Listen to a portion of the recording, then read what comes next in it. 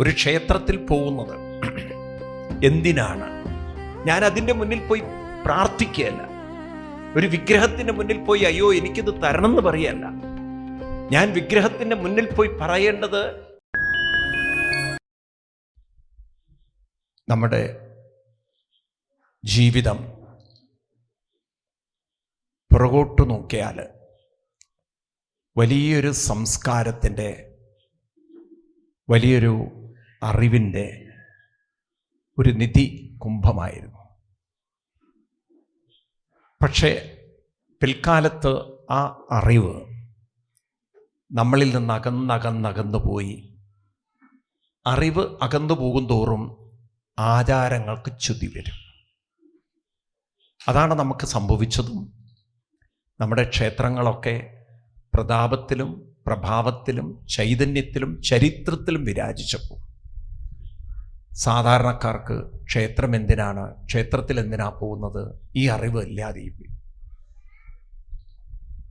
ജീവിതത്തിൻ്റെ പ്രാരബ്ധങ്ങൾ, വിഷമങ്ങൾ, ദുഃഖങ്ങൾ, പ്രയാസങ്ങൾ, കഷ്ടപ്പാടുകൾ, ദാരിദ്ര്യം, ഇതൊന്നും ദൈവം വിചാരിച്ചാൽ മാറ്റാൻ പറ്റില്ല. അപ്പം പിന്നെ എന്തിനാ അമ്പലത്തിൽ പോകണം? പിന്നെ നമ്മുടെ കേരളത്തിലാണെങ്കിൽ ഇടതുപക്ഷ സംസ്കാരങ്ങളൊക്കെ വളർന്നു വന്നപ്പോൾ ജാതീയമായിട്ട് നമ്മളെ വേർതിരിച്ചു. ഇതൊക്കെ ബ്രാഹ്മണിക്കൽ ഹെജുമണിയാണ്, ബ്രാഹ്മണിസത്തിൻ്റെയാണ്. അങ്ങനെ മനുഷ്യനെ പല തട്ടുകളാക്കി വേർതിരിച്ചു. അങ്ങനെയൊക്കെ എന്തു പറ്റിയെന്ന് വെച്ച് കഴിഞ്ഞാൽ നമ്മളിലെ കൂട്ടായ്മ നഷ്ടപ്പെട്ടു, ഐക്യം നഷ്ടപ്പെട്ടു, ഒത്തൊരുമ നഷ്ടപ്പെട്ടു, അറിവ് നഷ്ടപ്പെട്ടു, നമ്മുടെ പുരോഗതി നഷ്ടപ്പെട്ടു. ഇന്ന് നിങ്ങളൊക്കെ ചിന്തിക്കേണ്ടത് വരുന്ന തലമുറയ്ക്ക് നമുക്ക് കിട്ടാതെ പോയത് പകർന്നു കൊടുക്കാൻ സാധിക്കുന്നതായിരിക്കണം.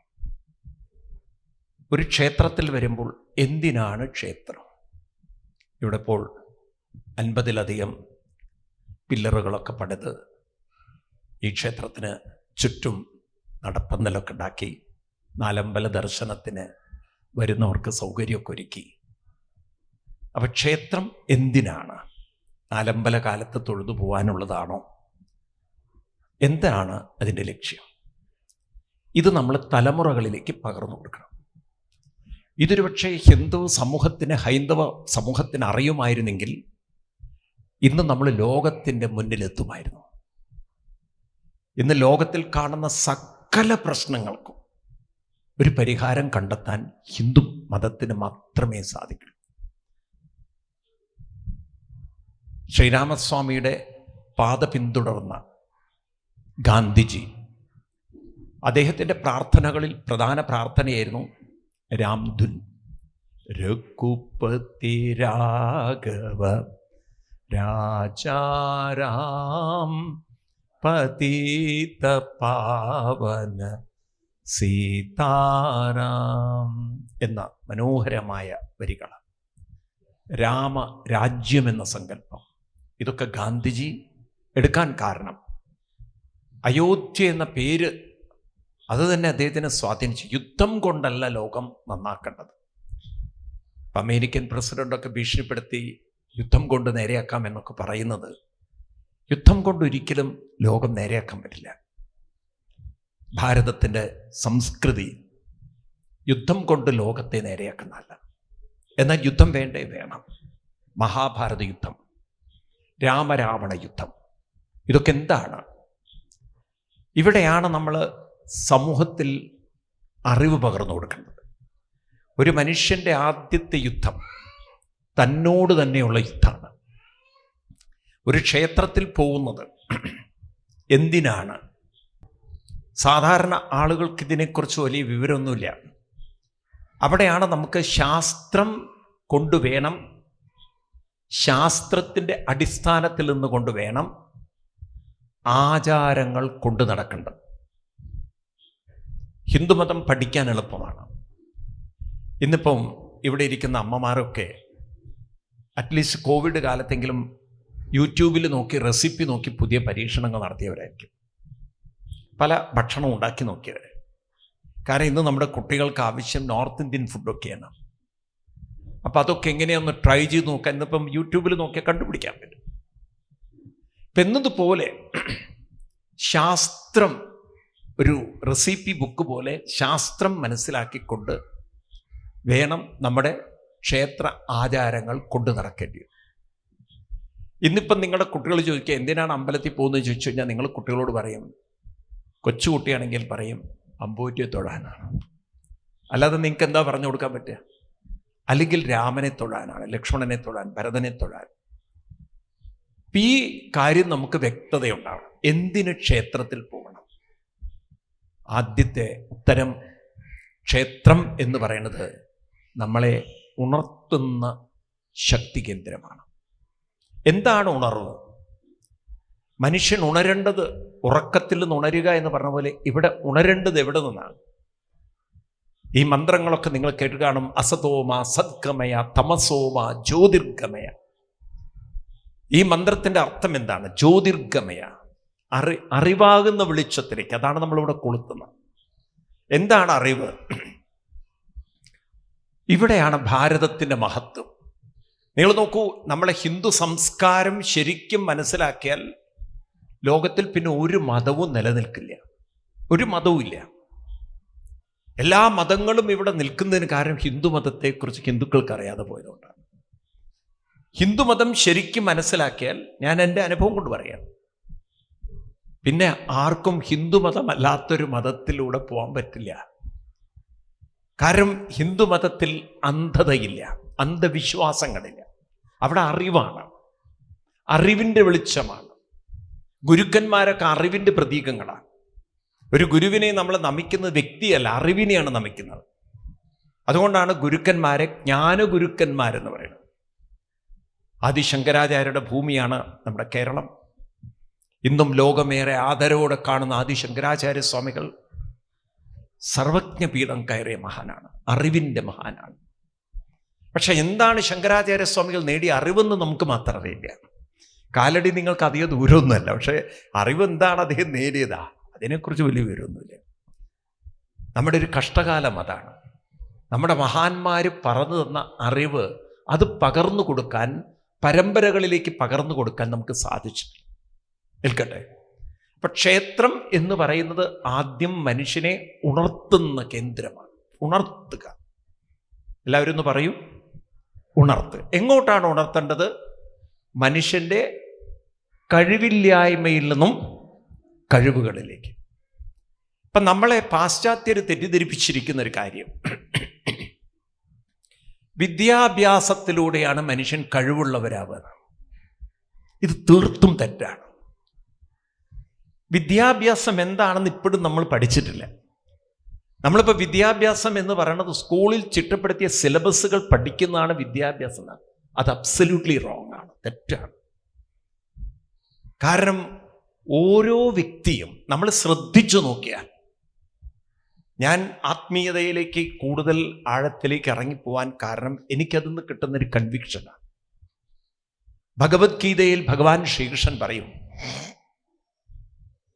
2-ാം അധ്യായത്തിൽ 29-ാം ശ്ലോകത്തിൽ പറയും, ആശ്ചര്യവത് പശ്യതി കശ്ചിദേനം ആശ്ചര്യവത് ഭദതി തദൈവ ചേന്യ ആശ്ചര്യവശ്ചൈനമന്യശ്രുണോതി ശ്രുത്വാപ്യേനം വേദന ചൈവ കശ്ചിത്. ഇത് 2-ാം അധ്യായത്തിൽ 29-ാം ശ്ലോകം.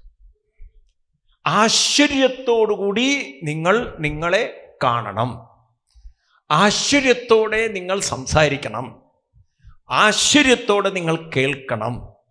ഒരാശ്ചര്യം എന്ന വാക്കാണ് ഗീതയിൽ കൃഷ്ണൻ അവിടെ ഉപയോഗിക്കുന്നത്. ആശ്ചര്യവത് പശ്യ, ആശ്ചര്യവത് വദതി, ആശ്ചര്യവത് ശൃണോതി. മനസ്സിലാവും.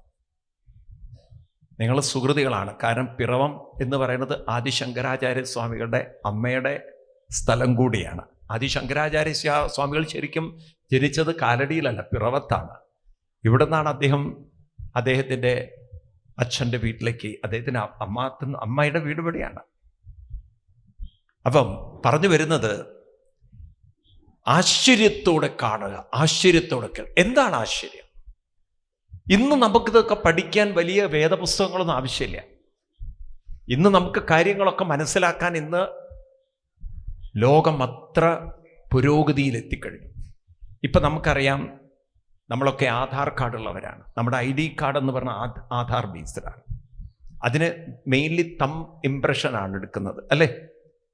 പ്രിന്റ് ആണോ? പറയൂ. ഫേസ് ID, ഫേസ് നോക്കിക്കൊണ്ട് മൊബൈൽ ഇന്ന് തുറക്കുന്നുണ്ട്. ഉണ്ടോ ഇല്ലയോ? ഇപ്പം എയർപോർട്ടിലൊക്കെ നമ്മുടെ ഫേസ് കാണിച്ചു കൊടുത്താൽ നമുക്ക് അവിടെ ആരും കാണുന്നു വേണ്ട, സെക്യൂരിറ്റി ഒന്നും വേണ്ട, ജസ്റ്റ് അങ്ങോട്ട് കടന്നു പോയാൽ മതി. ഈ തരത്തിലുള്ള സംവിധാനങ്ങളായി. ഇപ്പം എന്തുകൊണ്ടാണ് നമ്മുടെ ഫേസ് കൊണ്ട് നമുക്ക് ID ഉണ്ടാക്കാൻ പറ്റുന്നത്, തമ്പ് കൊണ്ട് ID ഉണ്ടാക്കാൻ പറ്റുന്നത്?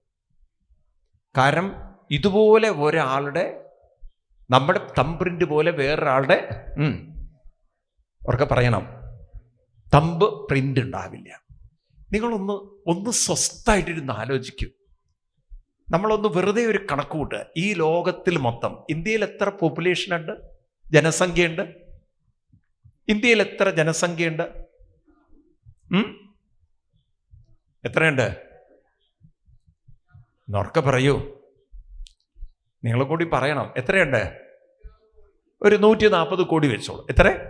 140 അല്ല, 150 കോടിയുണ്ട്. 151 കടന്നു നമ്മൾ. അപ്പം അത്രയും ജനസംഖ്യയുണ്ട് നമ്മുടെ ഭാരതത്തിൽ. ലോകത്തിൽ മൊത്തം 800-ലധികം കോടി ജനങ്ങളുണ്ട്. എത്ര? അപ്പൊ 800 കോടി ജനങ്ങളുടെയും ഈ വിരലിന്റെ അടയാളം ഒരാളിൽ നിന്നും അവർക്ക് പറയും വ്യത്യസ്തമാണ്. മുഖത്തിന്റെ വരകള്, എക്സ്പ്രഷൻസ് ഒക്കെ വ്യത്യസ്തമാണ് എന്ന് പറഞ്ഞാൽ ഓരോരുത്തരും മറ്റുള്ളവരിൽ നിന്നും അവർക്ക് പറയും വ്യത്യസ്തരാണ്. അപ്പൊ എൻ്റെ ചോദ്യം ഇതാണ്, അപ്പൊ നമ്മൾ വ്യത്യസ്തരായിട്ടാണ് ഈ ഭൂമിയിൽ വന്നതെങ്കിൽ മറ്റുള്ളവരോട് മത്സരിക്കാനോ മറ്റുള്ളവരെ അനുകരിക്കാനോ നമ്മുടെ ഇല്ലായ്മകൾ പറയാനോ അല്ല വന്നിട്ടുണ്ടാവുക. നമ്മളിൽ വ്യത്യസ്തമായ കഴിവുകളും ശക്തികളും സാധ്യതകളും ഉണ്ടാകുമോ? അവർക്ക് പറയൂ.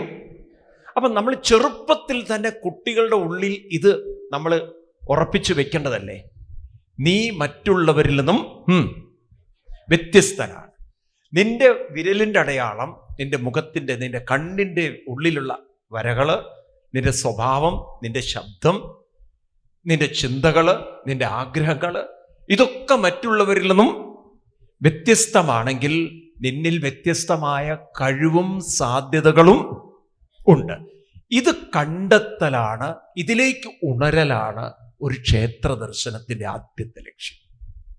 ആലോചിച്ച് നോക്കൂ നിങ്ങൾ, ക്ഷേത്രത്തിൻ്റെ ഉദ്ദേശ്യം എന്താണെന്ന്.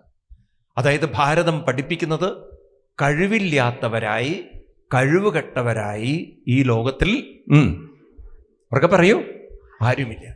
പക്ഷെ നമ്മുടെ വിദ്യാഭ്യാസം നമ്മുടെ കഴിവ് തകർത്തു. സത്യത്തിൽ ഇന്നത്തെ വിദ്യാഭ്യാസമാണ് കഴിവ് തകർത്തത്. എന്തുകൊണ്ടാണെന്ന് ചോദിച്ചു കഴിഞ്ഞാൽ എല്ലാവരും 10ാം ക്ലാസ് വരെ ഒരുപോലെ പഠിക്കുക സാധ്യമാണോ? അല്ല. ഒരേപോലെ എല്ലാവർക്കും മാത്സും, ഒരുപോലെ എല്ലാവർക്കും സയൻസും, ഒരുപോലെ എല്ലാവർക്കും സോഷ്യലും, ഒരുപോലെ എല്ലാവർക്കും എല്ലാ സബ്ജക്റ്റുകളും മനസ്സിലാക്കാൻ അത്ര അവർക്ക് പറയൂ എളുപ്പമല്ല. ഇപ്പം വിദ്യാഭ്യാസം അത് തിരിച്ചറിയുന്നുണ്ട്. ഭാരത ഗവൺമെന്റ് പുതിയ വിദ്യാഭ്യാസ രീതികൾ കൊണ്ടുവരുന്നുണ്ട്. ഓരോരുത്തരുടെയും കഴിവിനനുസരിച്ചുള്ള വിദ്യാഭ്യാസം, അല്ലേ? ആണോ അല്ലയോ? ഈ രീതിയിൽ ഓരോരുത്തരിലെയും കഴിവുകൾ വ്യത്യസ്തമാണ്. നിങ്ങൾ നോക്കൂ, രാമായണത്തിലേക്ക് നോക്കിക്കഴിഞ്ഞാൽ രാമായണത്തിൽ ഒരു പ്രധാനപ്പെട്ട ഭാഗമാണ് ശ്രീരാമസ്വാമിയുടെ ഭാര്യയായ സീതയെ രാവണൻ അപഹരിച്ച് അങ്ങനെ സീതാദേവിയെ കണ്ടെത്താൻ ഹനുമാൻ സ്വാമി ചാടുന്നു.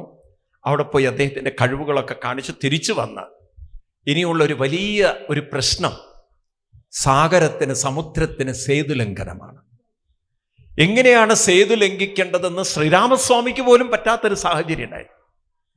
നിങ്ങൾ യുദ്ധകാണ്ഡം എടുത്ത് നോക്കിക്കഴിഞ്ഞാൽ അവിടെ കാണാം, വളരെ ചിന്താമഗ്നനായി, വളരെ വിഷമത്തോടെ, ഡിപ്രസ്ഡ് ആയിട്ടിരിക്കുന്ന ഒരു രാമനെ കാണാം. ആ രാമന്റെ അടുത്ത് സുഗ്രീവൻ പറയുന്നുണ്ട്, ചിന്തയുണ്ടാകരുതേതുമേ ചിന്തയാകുന്നു കാര്യവിനാശിനി എന്ന്. ഇപ്പൊ നമ്മുടെയൊക്കെ പ്രശ്നം അതാണ്, വെറുതെ അനാവശ്യമായിട്ട് ചിന്തിക്കുക, പലതും വേണ്ടാത്ത രീതിയിൽ ചിന്തിക്കുമോ ഇത് സാധിക്കപ്പോൾ ഇവിടെ തന്നെ പറഞ്ഞു, ഇങ്ങനെ ഒരു കെട്ടിടം കെട്ടാൻ പറ്റുമോ, അങ്ങനെ ചിന്തിക്കുക, സാധിക്കുമോ. അപ്പോഴാണ് അവിടെ സമുദ്ര ദേവൻ തന്നെ വന്ന് പറയുന്നത്, ശ്രീരാമസ്വാമി, നിങ്ങളുടെ കൂട്ടത്തിൽ നളൻ എന്നൊരു വാനരനുണ്ട്. ആരാണ്?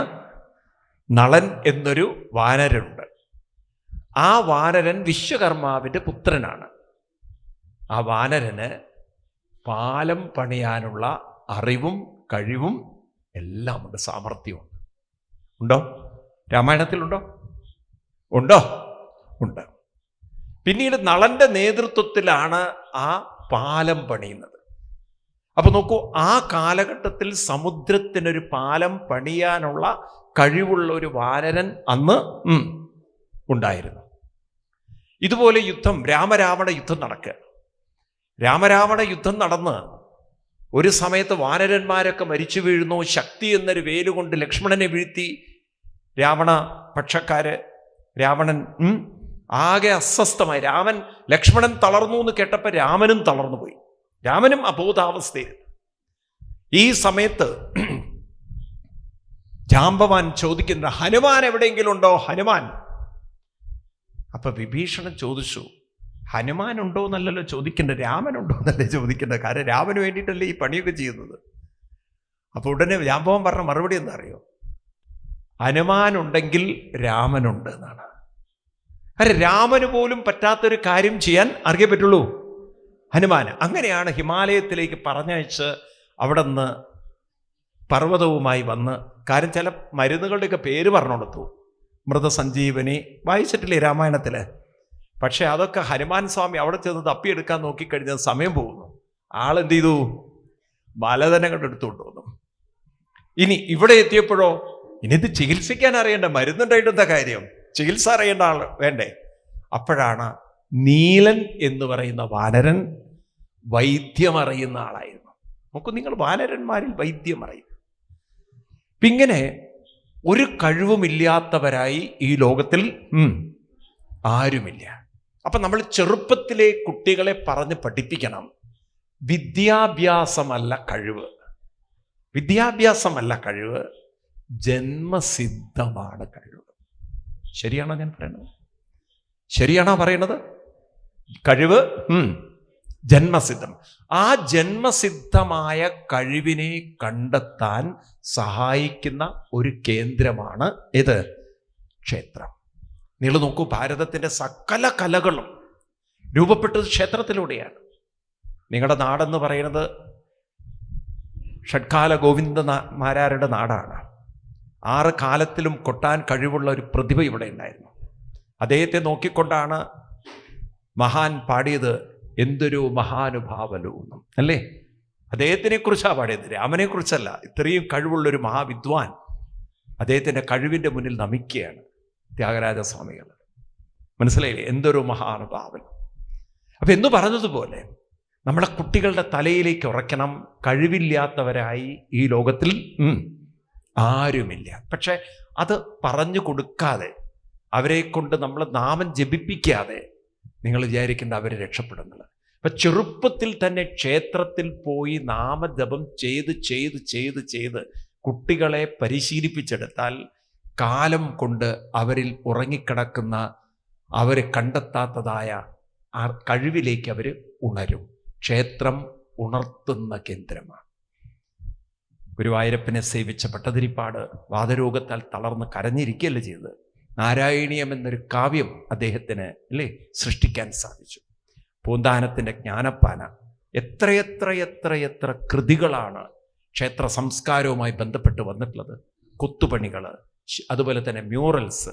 നിങ്ങൾ നോക്കൂ, നിങ്ങൾ എന്താണ് ഈ ഭാരതത്തിൽ കുറവുള്ളത്? ഭരതനാട്യമായാലും ശരി, വാദ്യമായാലും ശരി, സംഗീതമായാലും ശരി, ഏതെല്ലാം മേഖലകൾ ഓരോ പ്രതിഭകളിലൂടെയും കഴിവുണർന്നു. എന്നാൽ ഇന്നിപ്പോൾ എന്താ പറ്റിയെന്നറിയോ? ക്ഷേത്രത്തെ വേണ്ട പോലെ കൊണ്ടു നടക്കാത്തത് കൊണ്ട് നമ്മുടെ കുട്ടികൾ വളർന്നു വരുന്തോറും അവരുടെ കൂട്ടുകെട്ടിൽപ്പെട്ട്, പല ഫാനുകളിൽപ്പെട്ട്, പല സംസ്കാരങ്ങളിലേക്ക് മാറി. അങ്ങനെ എന്തിനു പറയണു? സ്വയം ഒരു അപകർഷതാബോധം കൊണ്ടു നടന്ന് അവസാനം ജോലിയില്ല, സമ്പത്തുമില്ല, ദുർബലരായി പല വിദേശ രാജ്യങ്ങളിലേക്കും ചേക്കേറി അവിടെ പോയി കഷ്ടപ്പെട്ട്, ആണോ അല്ലയോ? ഇതാണിപ്പോൾ നമ്മുടെ അവസ്ഥ കാണുന്നത്. നമ്മുടെ തലമുറകളെ കഴിവുള്ളവരാക്കി മാറ്റുക. കഴിവുള്ളവരാക്കണ്ട, അവരുടെ ജന്മസിദ്ധമായ കഴിവിനെ ഉണർത്തിയെടുക്കാൻ അതിന് ക്ഷേത്രങ്ങൾ സഹായിക്കും. ഒരു ക്ഷേത്രത്തിനൊരു മഹത്വമുണ്ട്. ഇങ്ങനെ നോക്കൂ നിങ്ങൾ, എല്ലാവരെയും കഴിവുള്ളവരാക്കി തീർക്കാൻ പറ്റുന്ന ക്ഷേത്ര സംസ്കാരം വന്നാൽ ആരും ആരോടും അസൂയ കാണിക്കേണ്ടതില്ല, ആരും ആരോടും മത്സരിക്കേണ്ടതില്ല, എവിടെയും വിദ്വേഷത്തിൻ്റെ ആവശ്യമില്ല. ഉണ്ടോ? അപ്പം ആരും പിന്നെ അന്ധമായി പ്രാർത്ഥിക്കേണ്ടതില്ല, ദൈവങ്ങളോട് പ്രാർത്ഥിക്കേണ്ടതില്ല. എന്താണ് നമ്മൾ ദൈവങ്ങളോടൊക്കെ ഇപ്പം പ്രാർത്ഥിക്കേണ്ടി വരികയാണ്. എന്താണ്? ദൈവമേ എനിക്ക് അത് തരണം, ഇത് തരണം. ഒരു ദൈവത്തിന് ഒന്നും തരാൻ പറ്റില്ല എന്നുള്ളതാണ് സത്യം. ദൈവം എന്ന് പറയുന്നത് നിങ്ങൾ ചോദിക്കുന്ന തരുന്നൊരു ശക്തിയല്ല. ദൈവം എന്ന് പറയുന്നത് നമ്മളെ വ്യത്യസ്തമാക്കിയ ഒരു ഇൻ്റലിജൻസ് ആണ്, സുപ്രീം ഇൻ്റലിജൻസ് ആണ്, പ്രജ്ഞാനമാണ്. അത് നമ്മുടെ ഉള്ളിലാണ്. ആ ഉള്ളിലുള്ള ശക്തിയെ ഉണർത്താനുള്ള ഒരു പ്രതിബിംബം മാത്രമാണ്, അല്ലെങ്കിൽ പ്രതീകം മാത്രമാണ് വിഗ്രഹങ്ങൾ. ഞാൻ അതിൻ്റെ മുന്നിൽ പോയി പ്രാർത്ഥിക്കുകയല്ല, ഒരു വിഗ്രഹത്തിൻ്റെ മുന്നിൽ പോയി അയ്യോ എനിക്കിത് തരണം എന്ന് പറയല്ല. ഞാൻ വിഗ്രഹത്തിൻ്റെ മുന്നിൽ പോയി പറയേണ്ടത് എന്നിലുള്ള ശക്തി എനിക്ക് ഉണർത്താൻ എന്നെ അനുഗ്രഹിക്കണം, എൻ്റെ കഴിവിലേക്ക് എന്നെ ഉണർത്തണം, എനിക്ക് എവിടേക്കാണോ എന്തൊക്കെയോ കണ്ടെത്താൻ പറ്റാത്തതിലേക്ക് എൻ്റെ ശ്രദ്ധ ഉണർത്തണം. അങ്ങനെ ഞാൻ എൻ്റെ ശ്രദ്ധ ഉണർത്തുമ്പോൾ, അങ്ങനെ പല കാര്യങ്ങളും എൻ്റെ ഉള്ളിൽ ഉണർന്ന് പ്രവർത്തിക്കുമ്പോൾ ഞാൻ പല മേഖലകളിലേക്കും എന്നെ വികസിപ്പിക്കാൻ എനിക്ക് സാധിക്കും. ക്ഷേത്രം അതിനാണ്. അതായത് ക്ഷേത്രം എന്ന് പറയുന്നത് ഒരു തീപ്പെട്ടിയും നമ്മളെന്ന് പറയുന്ന ഒരു കൊള്ളിയുമാണ്. ഒരു ക്ഷേത്രത്തിൽ പോയാൽ ആ തീപ്പെട്ടിയിൽ നമ്മൾ ഉരയ്ക്കുമ്പോൾ ആ കൊള്ളിയിൽ തീ വരുന്ന പോലെ നമ്മുടെ ഉള്ളിലൊരു ആത്മശക്തി, നമ്മളുടെ ഉള്ളിലുള്ളൊരു കഴിവ് ഉണർത്തുന്നു. അതിന് പകരം കൊള്ളി എന്നിട്ട് തീപ്പെട്ടിയോട് പ്രാർത്ഥിക്കുക, എന്നെ കത്തിക്കണേ എന്നെ കത്തിക്കണേ എന്ന് പ്രാർത്ഥിച്ചാൽ ആ തീപ്പെട്ടി എന്താ പറയുക? പൊട്ടാന്ന് പറയും. നീ എൻ്റെ പുറത്തൊന്ന്, അല്ലെങ്കിൽ എൻ്റെ ആ ഒരു മരുന്ന് തേച്ച ഭാഗത്തൊന്ന് ഉരയ്ക്കണ്ടേ, നാലല്ലേ കത്തുള്ളൂ. അല്ലാതെ ചെന്ന് തീപ്പെട്ടിയുടെ മുന്നിൽ ഒരു കൊള്ളി പ്രാർത്ഥിച്ചിട്ട് എന്താ കാര്യം? ഇതാണിന്നിപ്പോൾ ഹിന്ദുക്കൾക്ക് പറ്റിയത്. നമുക്കൊരു വിഗ്രഹത്തെ വേണ്ട പോലെ ഉപയോഗപ്പെടുത്താൻ അറിയുന്നില്ല. നമ്മളവിടെ ചെന്ന് പ്രാർത്ഥിക്കുകയാണ്. ക്ഷേത്രം ഒരു പ്രാർത്ഥനാ കേന്ദ്രമല്ല, അത് ക്രിസ്ത്യൻ കൾച്ചർ എന്ന് വന്നാണ്. അവരാണ് പ്രാർത്ഥന പരിശീലിപ്പിച്ചത്. കാരണം അവർക്ക് മനുഷ്യനെ സംബന്ധിച്ചുള്ള അറിവില്ല. സത്യത്തിൽ അവർ മനുഷ്യനെക്കുറിച്ച് മനസ്സിലാക്കി ദൈവം സൃഷ്ടിച്ച ഏതോ ജീവിയാണെന്നാണ്. നമ്മൾ ദൈവം സൃഷ്ടിച്ചവരല്ല, നമ്മൾ ദൈവത്തിൻ്റെ പ്രതിരൂപങ്ങളാണ്. രാമായണം എടുത്തു നോക്കിയാൽ നിൽക്കതാ കാണാൻ സാധിക്കുക. ശ്രീരാമസ്വാമി ലക്ഷ്മണനെ പഠിപ്പിക്കുന്നത് ജീവാത്മാ പരമാത്മാ ഇത് രണ്ടും ഒന്ന് തന്നെയാണ്. ലക്ഷ്മണ, ജീവാത്മാവെന്ന് പറയുന്നത് പരമാത്മാവിൻ്റെ പ്രതിബിംബമാണ്. ആണോ? രാമായണം എടുത്ത് നോക്കൂ, വായിച്ചു നോക്കും, അപ്പം നിങ്ങൾക്കത് കാണാം. വെറുതെ നമ്മൾ കർക്കിടക മാസത്തിൽ രാമായണം നോക്കിയിരുന്നൊരു കാര്യമില്ല. പരമാത്മാവാകുന്ന ബിംബത്തിൻ പ്രതിബിംബം പരിചിൽ കാണുന്നതു ജീവാത്മാവറികടോ. ആണോ? രാമായണത്തിലെ വരികളാണ് ഞാൻ പറയുന്നത്. അപ്പം നമ്മൾ ഓരോരുത്തരും ഈശ്വരൻ്റെ പ്രതിബിംബങ്ങളാണെങ്കിൽ പ്രതിരൂപങ്ങളാണ്. നമ്മൾ ഈശ്വരൻ്റെ അംശങ്ങളാണ്. ഇവിടെ അതേ ഉള്ളൂ. സയൻസ് അതാ പഠിപ്പിക്കുന്നത്. ഈശ്വരൻ്റെ പുത്രന്മാരല്ല, ദൈവത്തിൻ്റെ പുത്രന്മാരല്ല. അത് ക്രിസ്ത്യൻസ് പഠിപ്പിച്ചതാണ്. You are the children of God. അതാണ് സ്കൂളിൽ കുട്ടികളെ ഈ ക്രിസ്ത്യൻ സ്കൂളിൽ പഠിപ്പിക്കുന്നത്. നമ്മളെ പഠിപ്പിക്കുന്നതല്ലേ, you are the part of God. ഇതുപോലെ ഇപ്പം നോക്കൂ, നമ്മളിവിടെ ഇരിക്കുന്നു. ഈ സ്ഥലത്ത് രാമമംഗലത്ത് ഈ ക്ഷേത്രത്തിൽ നമ്മൾ മാമലശ്ശേരി രാമസ്വാമി ക്ഷേത്രത്തിൽ ഇരിക്കുമ്പോൾ, ഈ മാമലശ്ശേരി ക്ഷേത്രം എന്ന് പറയുന്നത് ഈ ഒരു വില്ലേജിൻ്റെ, ഈ പിറവെന്ന് പറയുന്ന നാടിൻ്റെ ഒരു അംശമാണ്. ആണോ? ഇതുപോലെ ഭൂമിയുടെ ഒരു അംശമാണ്, ചെറിയൊരംശമാണ്. എന്നതുപോലെ നമ്മൾ ഓരോരുത്തരും നമ്മുടെ ശരീരത്തിലേക്ക് നോക്കൂ, നിങ്ങൾക്ക് മനസ്സിലാവും. ശ്വസിക്കുന്ന വായു അന്തരീക്ഷത്തിലെ വായുവിൻ്റെ ഒരു അംശമാണോ? നമ്മുടെ ശരീരം എന്ന് പറയുന്നത് മണ്ണിൻ്റെ ഒരു അംശമാണോ? തിരിച്ചതിലേക്കല്ലേ പോകുന്നത്? ആണോ? ഈ ശരീരത്തിലെ ചൂട് അന്തരീക്ഷത്തിലെ ചൂട് അല്ലെങ്കിൽ സൂര്യൻ്റെ ചൂടിൻ്റെ ഒരു അംശമാണോ? എങ്കിൽ നമ്മളിലുള്ള ആ ആത്മശക്തി ഒരു അനന്തമായ പരമാത്മശക്തിയുടെ അംശമാവാനല്ലേ പറ്റുള്ളൂ. ആണോ അല്ലയോ? ഇതാണ് സയൻസ് പഠിപ്പിക്കുന്നത്, ഐൻസ്റ്റീനിയൻ ഫിസിക്സ് പഠിപ്പിക്കുന്നത്. ഈ പ്രപഞ്ചം എന്ന് പറയുന്നത് അനന്തമായ യൂണിവേഴ്സൽ എനർജിയുടെ ഒരു പാർട്ടാണ്. E=mc² എന്നൊക്കെ കുട്ടികൾ 8ലും 9ലും പഠിക്കുമ്പം ഫിസിക്സിൽ പഠിക്കുന്ന അതാണ്. പ്രപഞ്ചം ഊർജത്തിൻ്റെ ഒരു അംശമാണ്. നമ്മൾ ഈശ്വരൻ്റെ ഒരു അവർക്ക് പറയൂ. അതിന് പകരം ഈശ്വരൻ്റെ പുത്രന്മാരാണ് എന്ന് യാചിക്കണം എന്നൊക്കെ പറഞ്ഞാൽ അത് തെറ്റാണത്. അപ്പം നമ്മുടെ കുട്ടികൾ അറിഞ്ഞിരിക്കണം, ക്ഷേത്രത്തിൽ പോകുന്നത് എന്തിനാണ്? ഉള്ളിൽ ജന്മസിദ്ധമായ കഴിവുണ്ട്, അതിലേക്ക് ഞാൻ ഉണരണം. ഏതിലേക്ക് ഉണരണം? അവർക്ക് പറയൂ. അപ്പൊ കഴിവില്ലാത്തവരായി അവർക്ക് പറയൂ ആരുമില്ല. ഭാരതത്തിൻ്റെ സംസ്കാരം അതാണ്. പണ്ട് സീതാദേവിയുടെ അച്ഛൻ ജനക മഹാരാജാവ്, അദ്ദേഹത്തിൻ്റെ സഭയിൽ, രാജ്യസഭയിൽ രാജപ്രവർത്തനങ്ങളൊക്കെ കഴിഞ്ഞാൽ പണ്ഡിത സഭ കൂടും. നിങ്ങൾ പഴയ കാലത്തൊക്കെ കേട്ടുന്ന സാമൂതിരി രാജവംശത്തിൻ്റെ ചരിത്രത്തിൽ അവിടെ പഴയ കാലത്ത് മഹാന്മാരായിട്ട് പണ്ഡിതന്മാരിരുന്ന് ചർച്ചകൾ ചെയ്തിരുന്ന ഉത്സവങ്ങളുണ്ടായിരുന്നു. കേട്ട് കാണാം. കോഴിക്കോട് അന്ന് പഴയ കാലത്ത് നടന്ന, എന്താ അതിൻ്റെ പേരറിയോ ആർക്കെങ്കിലും? പഴയ കാലത്ത് എന്താ പറഞ്ഞ? അല്ലല്ല, മാമാങ്കല്ല, അതിരാത്രല്ല, അയ്യോ, അതൊക്കെ യാഗങ്ങളുമായിട്ട് ബന്ധപ്പെട്ട. ഇതിനെന്താണ് പറയുക? പണ്ഡിതന്മാരിരുന്ന് ചർച്ച ചെയ്ത് അങ്ങനെ അവര് പാണ്ഡിത്യത്തെ, അവരെ അറിവിനെ മനസ്സിലാക്കി കൊടുക്കുന്നൊരു കാലമുണ്ടായിരുന്നു. അതിന് പറയുക, കേട്ടിട്ടുണ്ടാവും, പലരും കേട്ടിട്ടുണ്ടാവും ആ പേരുകളൊക്കെ. അന്യോന്യ വേദവുമായി ബന്ധപ്പെട്ടുള്ള ഒരിതാണ്.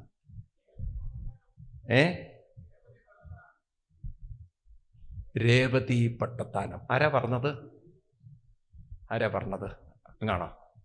അതാ പുറകിലത് മധുജിയാണ് പറഞ്ഞത്. അതിനെന്താ പറയാ?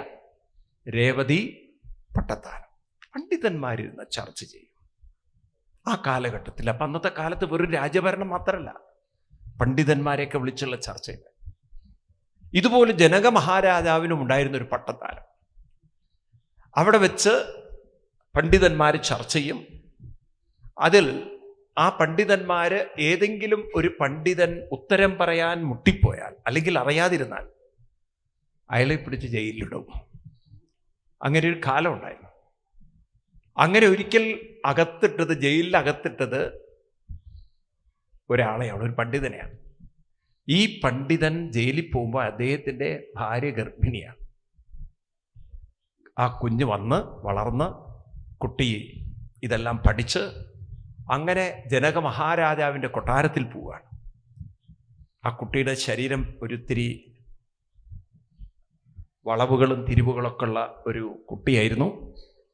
എല്ലാവരും ഞാൻ ആ പേര് പറയുമ്പോൾ തന്നെ, ഇങ്ങനെയൊക്കെ പറയുമ്പോൾ തന്നെ നിങ്ങൾക്ക് മനസ്സിലാവും ആർക്കാ പറയാൻ പറ്റുക? അഷ്ടാവക്രൻ. പെട്ടെന്ന് നിങ്ങൾക്ക് മനസ്സിലാവും. അപ്പം 8 വളവുകളുള്ളൊരു കുട്ടിയെ, ഈ കുട്ടിയാണ് അവിടെ ചെല്ലുന്നത്. അപ്പം അവിടെ പണ്ഡിതന്മാരായിട്ടിരിക്കുന്ന ആളുകളൊക്കെ ആ കുട്ടി ആദ്യം തന്നെ അങ്ങോട്ട് കയറ്റിയില്ല. കാരണം കുട്ടി ഒരു പിച്ചക്കാരനെ പോലെയാണ് അവർ കണ്ടത്. പിന്നെ രാജാവിനെ കണ്ടേ പോവുള്ളൂ എന്നുള്ളൊരു വാശി വെച്ചപ്പോൾ ശരി, അങ്ങനെ വിട്ടു.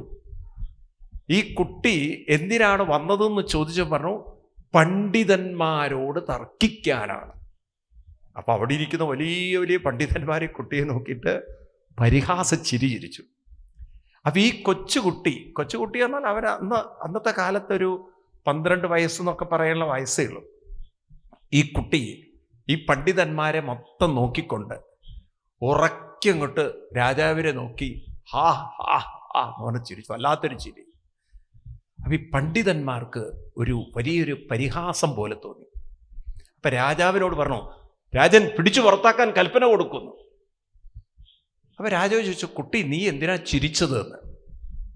ഉടനെ കുട്ടി ഉത്തരം പറഞ്ഞു, ഈ ചെരുപ്പ് കുത്തികളൊക്കെ ഇവിടെ എന്താ ഇരിക്കുന്നത്, ഇവരെന്തിനാ വന്നിരിക്കുന്നതെന്ന് ഇവരെ കണ്ട് ചിരിച്ചു പോയതാണ്. അതൊരു വലിയ അപമാനം പോലെ. പണ്ഡിതന്മാരെ വിളിച്ചത് ആര്? ചെരുപ്പ് തുന്നുന്നവര്. അപ്പോ ഇവരത്ര ദേഷ്യപ്പെട്ട് രാജാവിനോട് പറഞ്ഞു, വെക്കരുത്, ഇവനെ പുറത്ത്, ഇവനും ജയിലിടുന്നു. അപ്പൊ രാജാവ് ചോദിച്ചു, എന്തുകൊണ്ടാണ് ഇവരെ ചെരുപ്പ് തുന്നികൾ എന്ന് വിളിച്ചത്? പറഞ്ഞു, രാജൻ, ചെരുപ്പ് തുന്നികൾ എപ്പോഴും നോക്കുന്നത് ആളുടെ മുഖത്തേക്കല്ല. എങ്ങോട്ടാ നോക്കുക? ചെരുപ്പിലേക്കാ നോക്കുക. കാരണം വാറ് പൊട്ടിയിട്ടുണ്ടോ, അതിൻ്റെ വല്ല സൈഡും പൊട്ടിയിട്ടുണ്ടോ എന്നൊക്കെയല്ലേ അവർ നോക്കുക.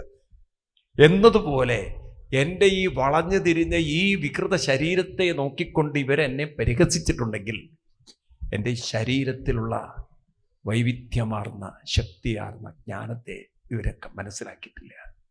ഇങ്ങനെയാണോ ആളുകളെ വിലയിരുത്തേണ്ടത്? രാജാവ് എണീറ്റ് നിന്നിട്ട് പീഠം കൊടുത്തിട്ട് പറഞ്ഞു, തുടങ്ങുമോ ചർച്ച? അവിടെ വെച്ച് അങ്ങോട്ട് തുടങ്ങണം ഡിബേറ്റ്. പല ചോദ്യത്തിനും ഉത്തരം പറയാൻ പണ്ഡിതന്മാർക്ക് പറ്റിയില്ല. രാജാവ് എന്ത് ചെയ്തു വെച്ചാൽ തൻ്റെ സിംഹാസനത്തിൽ നിന്നിട്ട് ആ കുട്ടിയെ നമസ്കരിച്ചിട്ട് പറഞ്ഞു, ത്വമേവ മമ ഗുരു എന്നാണ്. അവിടെ നിന്നാണ് എനിക്ക് ഗുരു. സീതാദേവിയുടെ പിതാവിൻ്റെ ഗുരുവായിരുന്നു, ജനക മഹാരാജാവിൻ്റെ ഗുരുവായിരുന്നു അഷ്ടാവക്രൻ.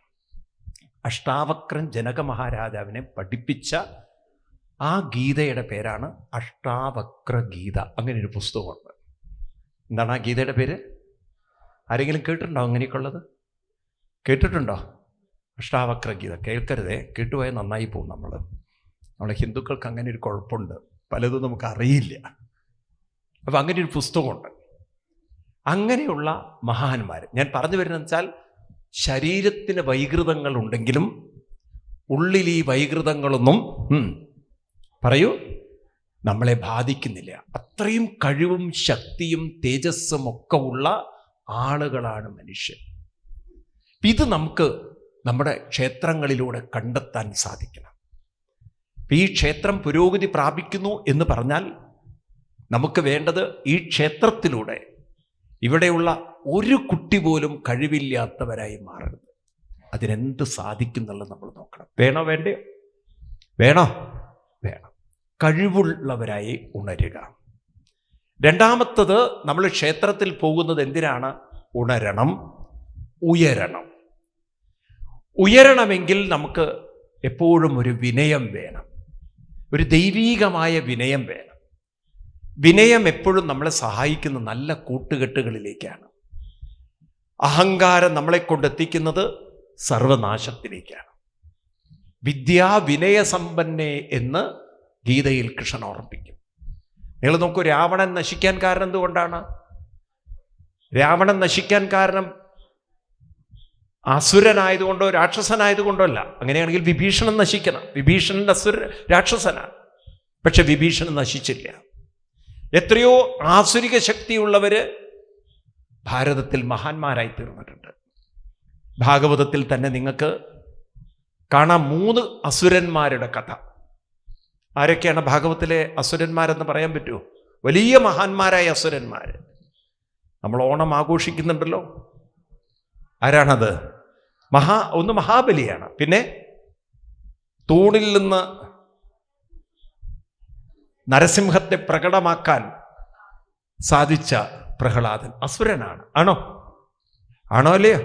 ഭാഗവത്തിൽ മറ്റൊരു അസുരനുണ്ട്, വൃത്രാസുരൻ എന്ന് പറയുന്ന അസുരൻ. ഇന്ദ്രൻ പോലും തൻ്റെ ഐരാവതത്തിൻ്റെ മുകളിൽ നിന്ന് എണീറ്റ് ഇറങ്ങി വന്ന് നമസ്കരിക്കുന്ന വൃത്രാസുരൻ. അപ്പൊ ഈ തരം ആസുരിക ശക്തി ഉള്ളവരൊക്കെ വിനയമുള്ളവരായിരുന്നു. എന്നാൽ രാവണനാവട്ടെ, കംസനാവട്ടെ, ജരാസന്ധനാവട്ടെ ഇവരൊക്കെ അഹങ്കാരം കൊണ്ടു നടന്നു. അപ്പോൾ ഒരു മനുഷ്യൻ്റെ ഉള്ളിൽ അഹങ്കാരം വന്നു കഴിഞ്ഞാൽ നല്ല കൂട്ടുകെട്ടുകളിലേക്കല്ല പോവാം, വേണ്ടാത്ത കൂട്ടുകെട്ടുകളിൽപ്പെട്ട് നശിക്കും. അത് രാമായണത്തിലായാലും ഭാഗവതത്തിലായാലും മഹാഭാരതത്തിലായാലും ഈ കാലഘട്ടത്തിലായാലും നാം അതാണ് കണ്ടുകൊണ്ടിരിക്കുന്നത്. അപ്പം ക്ഷേത്രം നമ്മളെ എന്ത് ചെയ്യണം? 1 ഉണർത്തണം, 2 വിനയത്തിലേക്ക് ഉയർത്തണം. അഹങ്കാരത്തിലേക്കല്ല. അഹങ്കാരത്തിലേക്ക് ഉയരല്ല ചെയ്യുക. അഹങ്കാരത്തിൽ മനുഷ്യൻ അധപ്പതനമാണ്. അതിനാണ് നമ്മൾ ക്ഷേത്രത്തിൽ പോയി നമസ്കരിക്കുന്നത്, നമ്മളെ തന്നെ നമ്മൾ സമർപ്പിക്കുന്നത്.